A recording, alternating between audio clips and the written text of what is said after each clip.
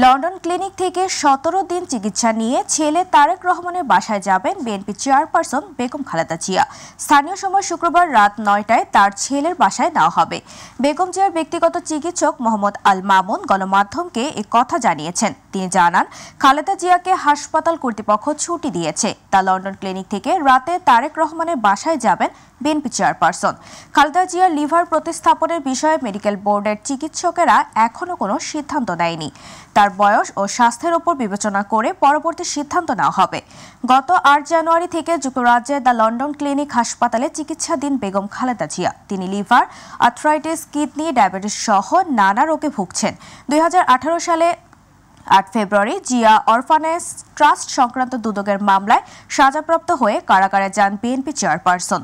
চলতি বছরের ৫ আগস্ট আওয়ামী লীগ সরকারের পতনের পরদিন বসুন্ধরার এভারকেয়ার হাসপাতালে চিকিৎসাধীন থাকা খালেদা জিয়া স্থায়ী মুক্তির আদেশ দেন রাষ্ট্রপতি মোহাম্মদ শাহাবুদ্দিন।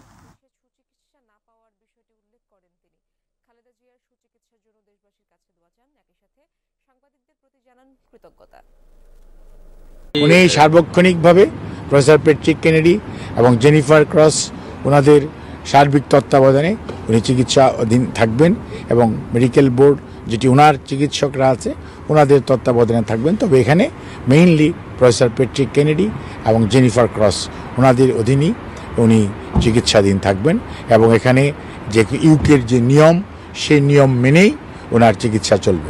রোগ কখন ভালো হবে এটা তো আর ডাক্তার আগে বলে দিতে পারে না। আবার আদৌ রোগ কতটুকু উন্নত ইমপ্রুভ করবে সেটা আগে প্রেডিক্ট করা যায় না, আপনাকে বুঝতে হবে।